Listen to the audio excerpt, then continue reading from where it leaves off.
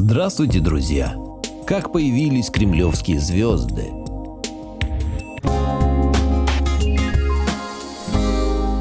Благодарю всех, кто подписался на мой канал и смотрит мои видео. Ссылка на статью в описании. Автор статьи Константин Ришес. До 1935 года в самом центре страны победившего социализма еще красовались золоченые символы царизма – двуглавые орлы. Ими 3 века венчались 4 кремлевские башни – Троицкая, Спасская, Боровицкая и Никольская. Орлы эти не восседали на шпилях столетиями, и их периодически меняли. До сих пор продолжаются споры, из какого они были материала – металла или позолоченного дерева. Есть предположение, что туловища орлов были деревянными, а отдельные детали металлическими. Кадры из фильма «Цирк». На Спасской башне и на историческом музее мы видим двуглавых орлов. В 1936 году, когда фильм вышел в прокат, орлов уже заменили на звезды. В первые годы советской власти все двуглавые орлы в государстве были уничтожены. Все, кроме 4. Тех, что взлетели выше всех и поселились на башнях Московского Кремля. Но со временем добрались и до них. В 1930 году власти обратились к художнику и искусствоведу Игорю Грабарю с просьбой оценить художественную и историческую ценность кремлевских орлов.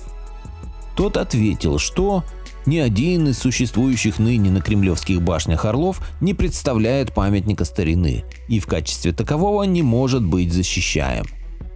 Оставим это заключение на совести автора. Так или иначе, но в августе 1935 года было опубликовано сообщение ТАСС. Совет народных комиссаров и ЦК ВКПБ решили к 7 ноября 1935 года снять 4 орла, находящиеся на башнях Кремлевской стены, и 2 орла со здания исторического музея. К этому же сроку решено установить на башнях Кремля 5-конечные звезды с серпом и молотом. 18 октября 1935 года все орлы с башен Кремля были сняты. Орла с Троицкой башни из-за его старой конструкции пришлось разбирать прямо на месте. Работы по снятию птиц и установке звезд проводились опытными верхолазами под бдительным контролем НКВД. Проектирование и изготовление первых кремлевских звезд было поручено 2 московским заводам и мастерским ЦАГИ. Эскизы представил известный художник-декоратор академик Федоровский. По его проекту звезды, предназначенные для разных башен, отличались друг от друга размерами и декором. На звезде Троицкой башни лучи были сделаны в виде колосьев. Звезда Боровицкой башни представляла собой 2 контура, вписанные один в другой. А лучи Никольской башни рисунка не имели. Звезды Спасской и Никольской башен были одинаковых размеров. Расстояние между концами их лучей составляло 4,5 метра. Звезды Троицкой и Боровицкой башен были чуть меньше.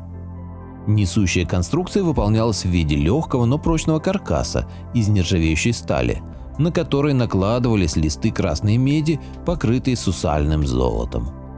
На каждой звезде с 2 сторон укрепили эмблемы серпа и молота, украшенные драгоценными уральскими камнями – горным хрусталем, аметистами, александритами, топазами и аквамаринами.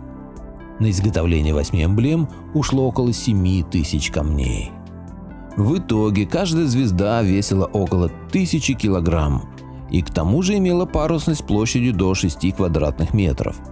При тщательном исследовании выявилось, что верхние перекрытия башен и их шатры пребывают в плачевном состоянии. Пришлось усилить кирпичную кладку верхних этажей и оснастить конструкцию дополнительными металлическими связями. По принятым правительством эскизам были изготовлены макеты звезд в натуральную величину. Серп и молот инкрустировали имитациями драгоценных камней. Каждый макет был освещен несколькими прожекторами, в лучах которых звезды засверкали мириадами разноцветных огней.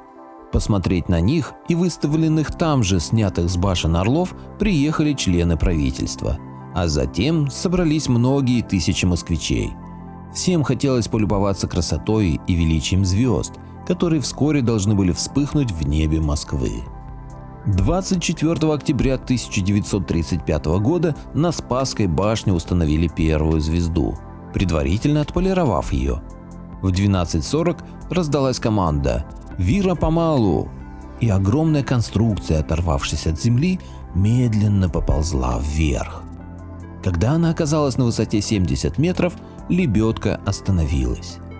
Стоявшие на самой вершине башни верхолазы осторожно подхватили звезду и направили на шпиль. В 13:00 звезда опустилась точно на опорный штырь. В этот день на Красной площади собрались сотни людей. В тот момент, когда звезда оказалась на шпиле, толпа разразилась аплодисментами. На следующий день звезда была установлена на шпиле Троицкой башни, а 26 и 27 октября звезды засияли над Никольской и Боровицкой башнями. Монтажники уже так отработали технику подъема, что им требовалось на установку каждой звезды не более 1,5 часов. Исключение составила звезда Троицкой башни, подъем которой из-за сильного ветра продолжался около 2 часов. Жизнь новых символов оказалась недолгой. Уже через год под воздействием осадков потускнели камни-самоцветы. К тому же звезды не очень вписывались в архитектурный ансамбль из-за своих больших размеров. Поэтому в мае 1937 года было решено заменить их на новые, светящиеся рубиновые, установив такую же и на водовзводной башне. Специальное рубиновое стекло для новых звезд было сварено на Константиновском стеклозаводе.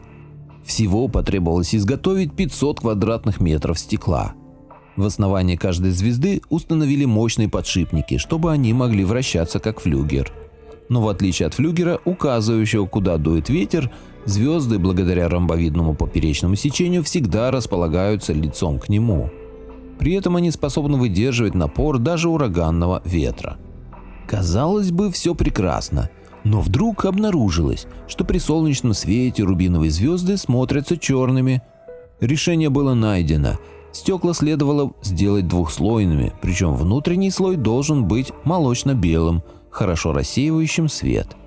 Заодно это обеспечивало более ровное свечение и скрывало нити накаливания ламп. Чтобы свечение всей поверхности звезды было ровным, использовалось стекло различной толщины и насыщенности окраски, а лампы были заключены в призматические рефракторы. Чтобы защитить стекло от теплового воздействия мощных до 5000 Вт ламп, была организована вентиляция внутренней полости. Через звезды пропускается около 600 кубометров воздуха в час, что полностью защищает их от перегрева. Кремлевским светилам не грозит и отключение электричества, поскольку их энергоснабжение производится автономно.